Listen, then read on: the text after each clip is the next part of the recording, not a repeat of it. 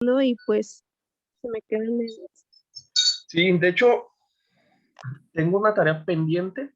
Fíjense bien lo que voy a estar haciendo. Más o menos la clase para subirse a YouTube dura entre 5 y 7 minutos, ¿ok? Entonces, en cuanto cortemos sesión, subo la clase y una vez que esté arriba la clase me vuelvo a conectar para que no genera pendiente, porque hay días, así como usted, hay días que a mí me tarda una clase, la subo en 2 minutos, y hay otros días que que ha tardado en cargar hasta 20 minutos y me voy atrasando mucho en la carga de las clases. Pero bueno, ya de los últimos temas, otra cosa, aquí con ustedes, bueno, eso lo vemos al final.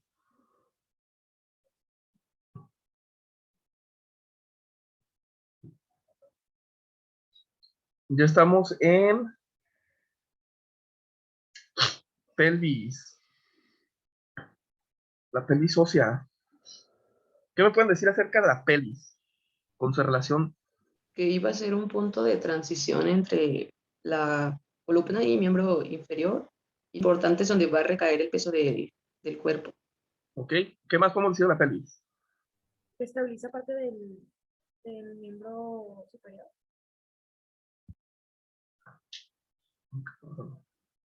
A ver, no sé si soy yo, son ustedes, pero está un poco trabado. Soy yo, ¿verdad?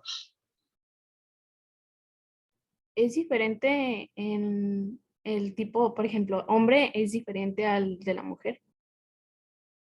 Es diferente la pelvis ósea del hombre a la de la mujer. ¿Qué más? ¿Qué más podemos decir de la pelvis?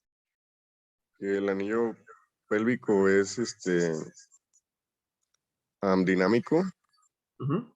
tiene ciertos mecanismos de flexibilidad. ¿Ok? ¿Dinámico en qué sentido? Como la nutación, Ajá. que se expande hacia afuera, digámoslo así, para abrir el piso pélvico, Ujú. y en la contranutación cuando se cierra. Ok, en el caso de las mujeres y en los hombres, ¿de qué manera es dinámica la pelvis?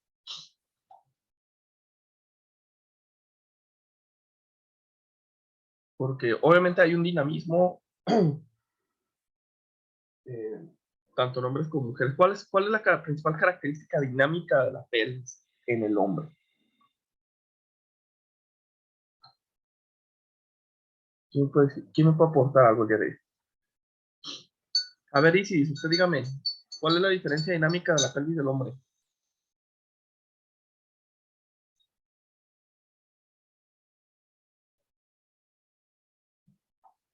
O si no sirve su micro, ahí escríbalo.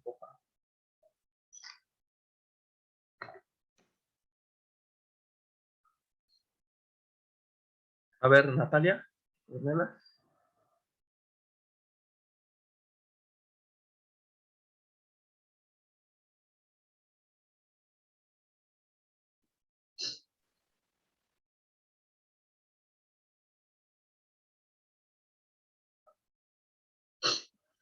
Igual, escríbalo, por favor. A ver, Ruth Monroy, mencione una característica dinámica de la pelvis en el hombre.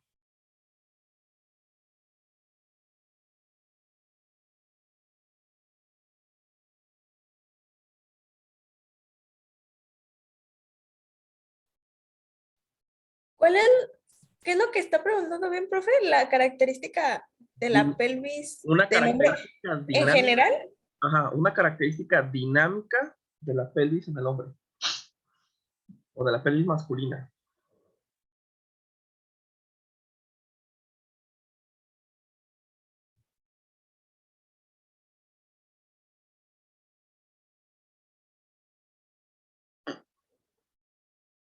Iba a ser la vascularización. Los movimientos natos, ¿no? La basculación, la anteversión, la retroversión y las rotaciones. Ahí en Kapanji de lo que han estado leyendo, se hablaba de determinadas características de la pelvis, ¿verdad? ¿Cuál es otra característica dinámica de la pelvis tanto en hombres como mujeres? Pregunta de puntos. Levanta la mano si te la sabes. A ver, voy con Frania. Bueno, según yo, era que la pelvis obedece la mecánica de la locomoción de las extremidades periféricas. No sé si sea eso. Sí, efectivamente. Efectivamente. Galaví, ¿Sí? sí. ¿Cuántos puntos? -2. No, no, ya no participo profe. entonces. Dígame. La pelvis, bueno, yo me acuerdo que se caracteriza por estar adaptada a la función del parto y es más ancha y más amplia y es como de construcción más ligera que la del hombre. Ok, en la pelvis femenina, ¿verdad? Ajá, y es menos profunda que la pelvis masculina. Okay. Aquí también dice, y si la masculina de la pelvis es más alta y más ancha que la de las mujeres. Grecia. También habíamos dicho que la columna se va a mover en relación al sacro y la parte inferior se va a mover en relación al isquion, si mal no recuerdo. La pelvis, perdón, el hueso coxal se va a mover con relación a la locomoción de la extremidad inferior. Y el ilion va a mover al coxis, al sacro. Es el sacro. El coxis está hasta abajo y a ese no lo mueve. Se mueve con el sacro, el coxis. Y el sacro va a mover a las lumbares. Dígame, Azucena.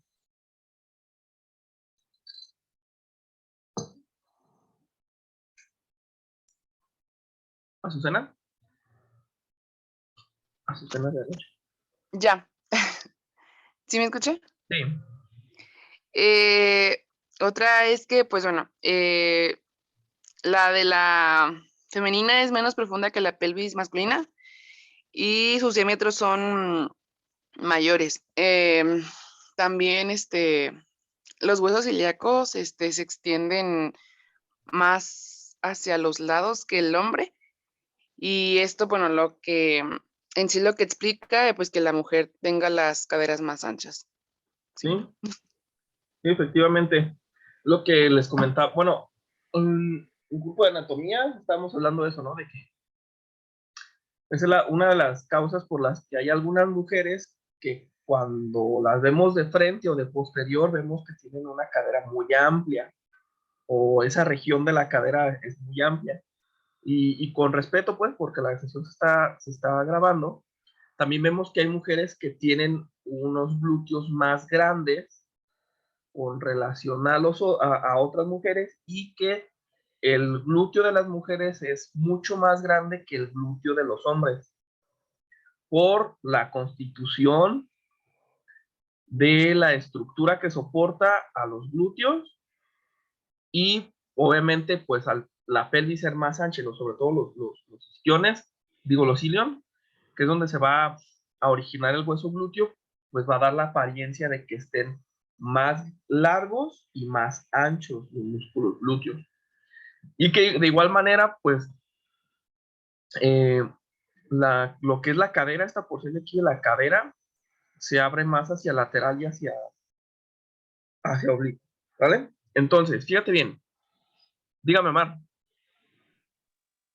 Profe, yo también encontré que el coxis en las mujeres es más flexible y se orienta en una posición recta. Sí, el coxis es todavía mucho más flexible. De hecho, todos los huesos, o en el caso propio de la pelvis de la mujer es todavía mucho más flexible que la del hombre. Acordémonos que tiene una serie de ligamentos estabilizadores que permiten que haya ese movimiento de nutación, contranutación, el soporte del piso pélvico, pero pues al tener mayor cantidad de colágeno en general las mujeres en todas sus articulaciones, hace que en el caso también propio del sacro sea más flexible. Entonces, los temas del examen, que es para la siguiente semana, van a ser todo columna, pelvis, hasta aquí, ¿sale? Todo eso. Todo el eje axial hasta la pelvis. Hoy ya vamos a empezar con cadera, ¿va? Ya vamos a empezar con cadera, vamos a empezar con miembro inferior. ¿Qué vamos a ver? Unas generalidades de miembro inferior. Bueno, mira, miembro inferior, como sabes,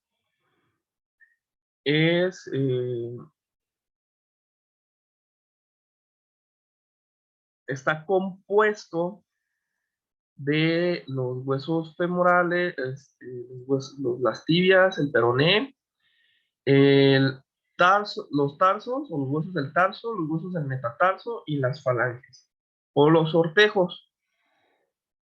¿Va? Esos son los huesos que constituyen a la extremidad inferior. La extremidad inferior va a estar dividida por segmentos también. En este caso va a ser la cadera,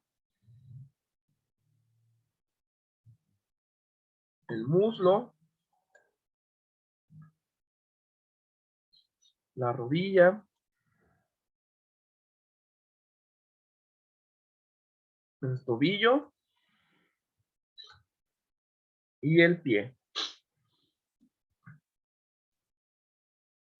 En total son 30 huesos, ¿sí, no? Sí, Ok. son los dos fémures, las dos patelas, las dos tibias, los dos peronés, los 16 huesos, los 14 huesos del tarso, más los 10 metatarsos, las 10 falanges proximales, las 8 distales y las 8 intermedias, ya que el primer ortejo o el halo solamente tiene falange proximal y distal. El pie es equivalente a la mano, ¿eh? De hecho, la extremidad inferior es equivalente a la extremidad superior. Sin embargo, la extremidad inferior está conformada de tal manera que nos permita la locomoción. La locomoción bípeda.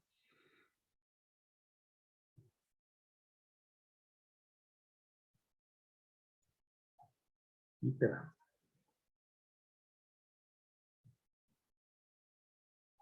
Los huesos de la extremidad inferior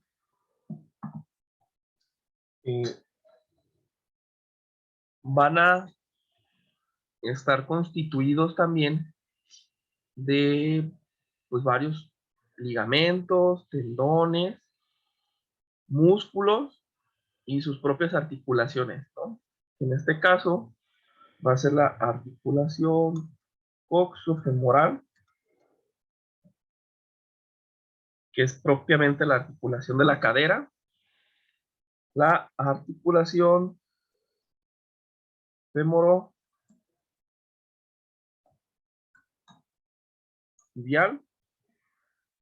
y la articulación patelofemoral.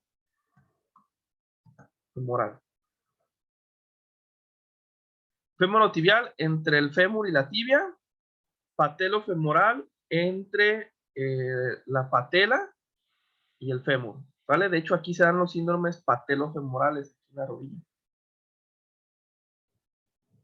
Acá abajo, en lo que es el tobillo y el pie, vamos a tener la articulación tibio, peronea, astragalina o la articulación de la mortaja.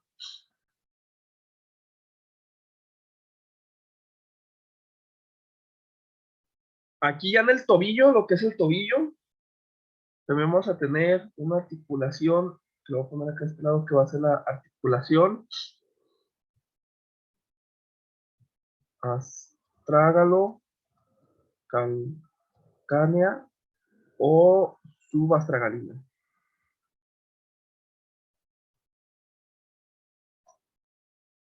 O sea, que está por debajo del astrágalo. Aquí lo voy señalando, ¿no? Articulación coxofemoral, articulación patelofemoral, femorotibial, patelofemoral, tibio peronea astragalina, articulación subastragalina, aquí, o sea, lo que es el tobillo, o digo, el talón. Y lo vamos a tener la articulación entre los tarsos, que va a ser la articulación intertarsiana, entre los tarsos, entre los huesos del tarso.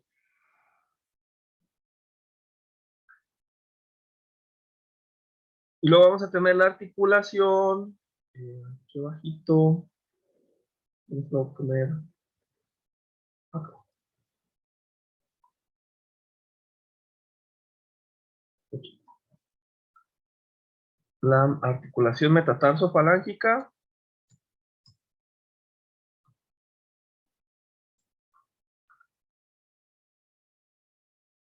que es entre la segunda línea del tarso y las falanges proximales. Y ya la articulación las articulaciones interfalángicas,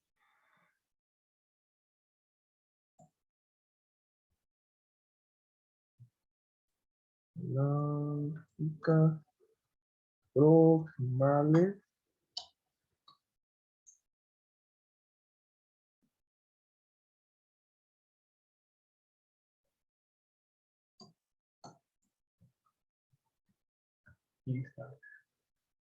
que ya es entre los ortejos. Aquí la diferencia es que aquí vamos a llamar a los dedos del pie como ortejos.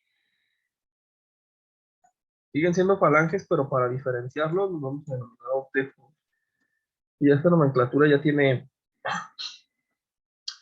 algunos años, ya que está aquí.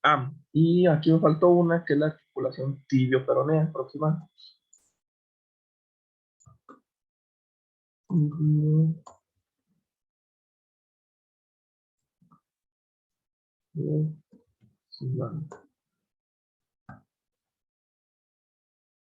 Aquí es este de aquí entre la tibia y el peroneo. ¿Va? Todas esas articulaciones van a trabajar en conjunto. ¿Va? Y en ese conjunto de trabajo se va a dar la locomoción bípeda. Una de las características principales de aquí del miembro inferior es que, al igual que miembro superior, todos los movimientos de la extremidad inferior surgen de la cadera. Entonces vamos a poner aquí una premisa que también menciona Capaggi, que la raíz de todos los movimientos de miembro inferior surgen de la articulación coxofemoral. De aquí nacen todos. Todos los movimientos nacen de ahí. De aquí estos dos.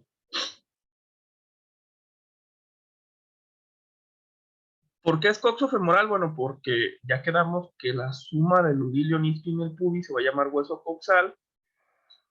Y pues entonces es la articulación del hueso coxal con el hueso femoral. Esta es una de las articulaciones más estables del cuerpo humano. Es una articulación muy estable, ya que por la parte posterior, entre el ilion y el isquio, se va a hacer esta cresta, que va a ser esta de acá atrás, ¿sí? Que va a hacer que el fémur o la cabeza femoral esté bien fija aquí adentro, bien fija aquí. Y por lo tanto, pues no se desplace hacia posterior.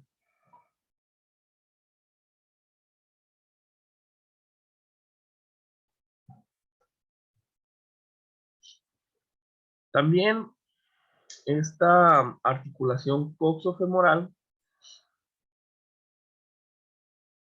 va a ser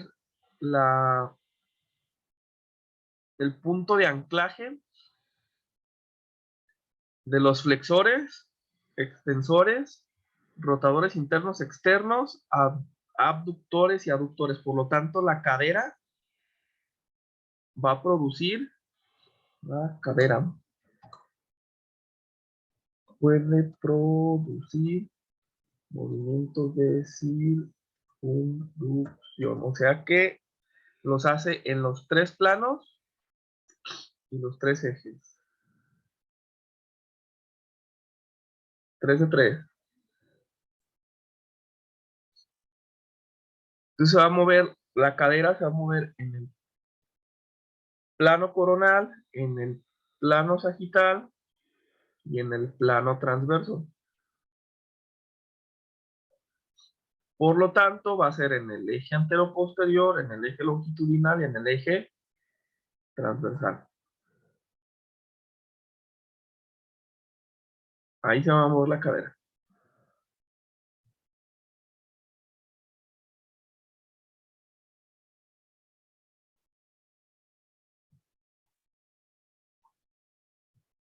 Entonces, si la columna va a transmitir la carga longitudinal hacia el anillo pélvico, la extremidad inferior va a transmitir aquí fuerza de gravedad.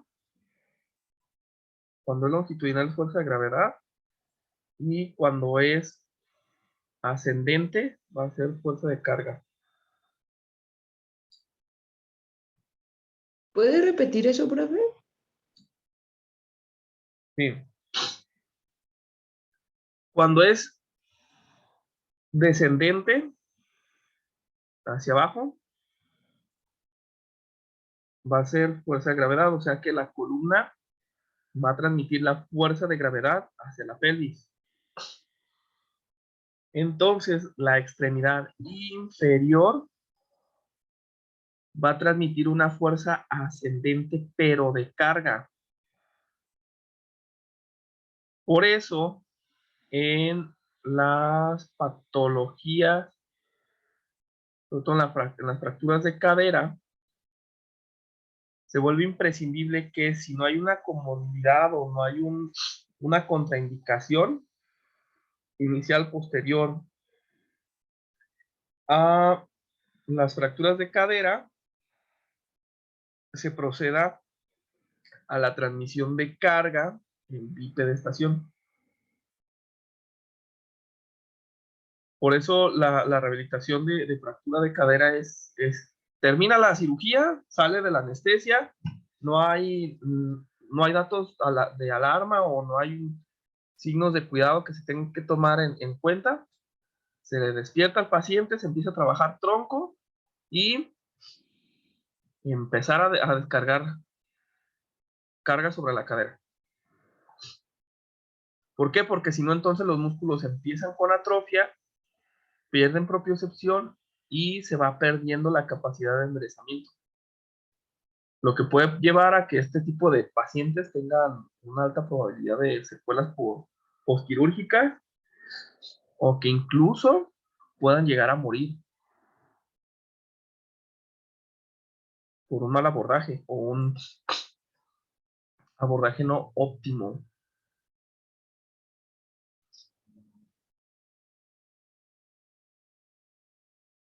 Entonces todos los movimientos van a ser de aquí, de esta articulación. Movimientos de ADD, flexión, extensión, rotación interna y externa. El fémur, que en este caso, aquí en la cadera, va a ser una parte importante. El fémur va a tener una configuración como de tipo horquilla aquí. ¿Ubica las horquillas? Bueno, la estructura de horquilla es esta que ves así.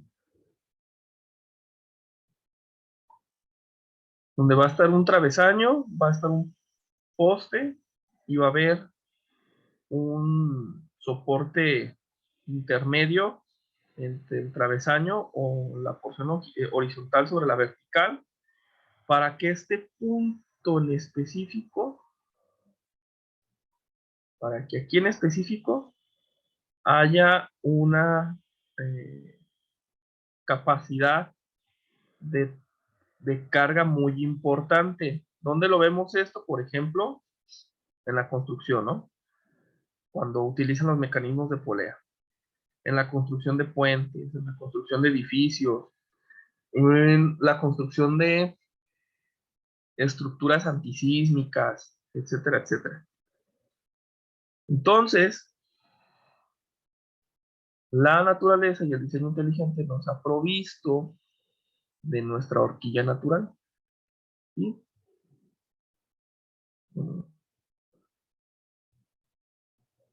Y acá, de aquí para acá, y nuestra horquilla va a estar aquí en el cuello.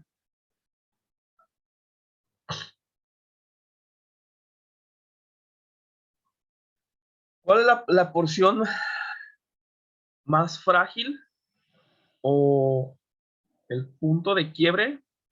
El cuello. Si el cuello se quebra, si el cuello colapsa, se colapsa toda la cadera.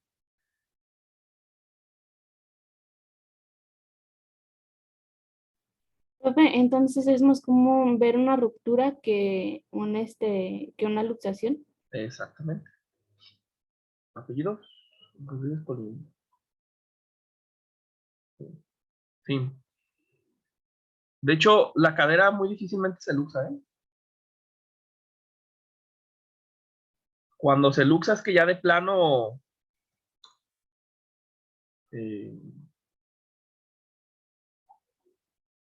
la cadera ya estaba muy propensa a la luxación o ya se había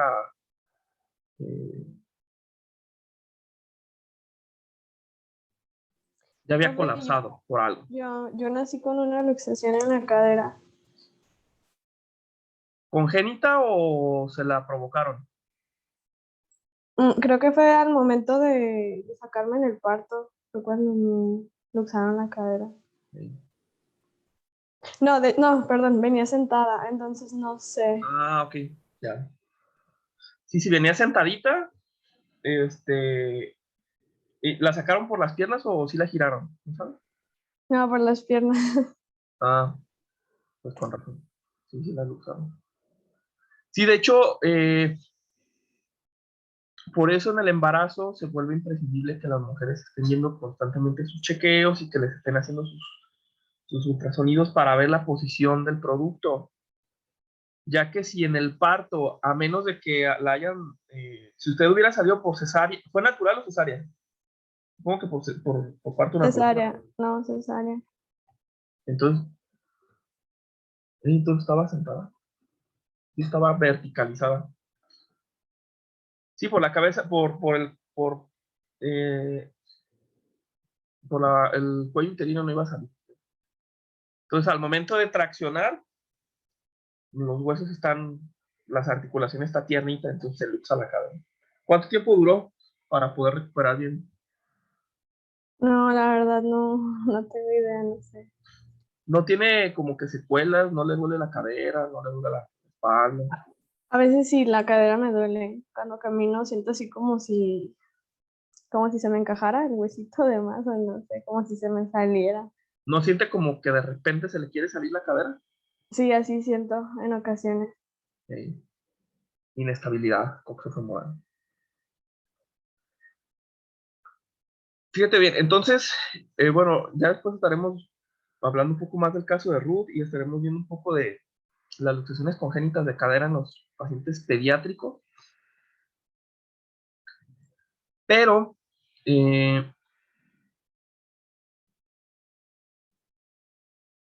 la principal estrategia, la principal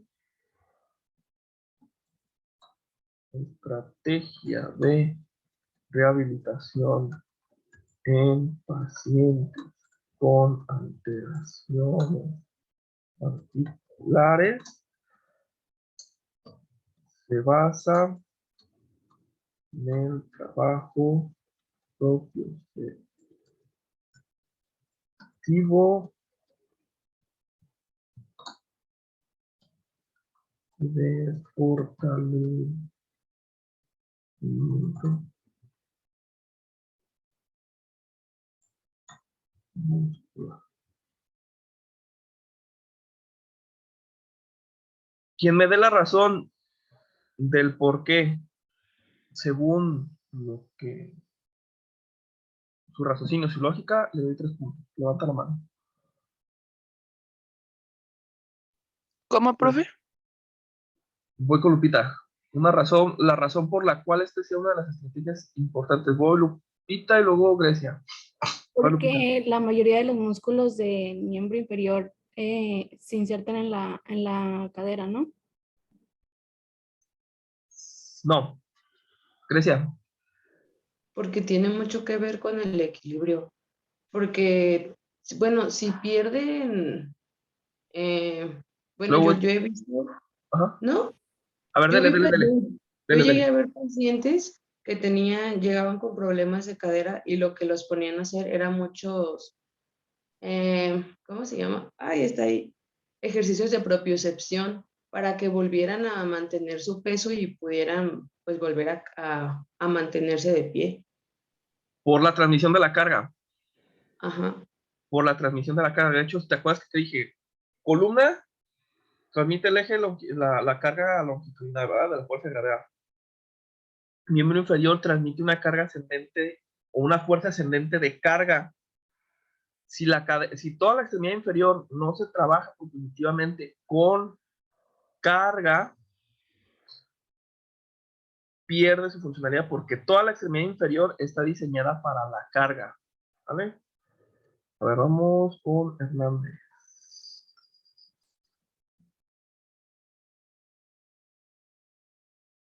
Hernández Rodríguez.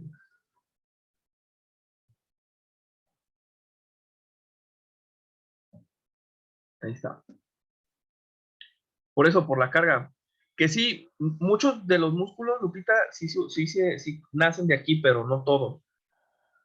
Y principalmente es por esto, ¿no? La propiocepción, carga y descarga. Ahora, el fémur, ya dijimos, tiene su cuello. ¡Ew!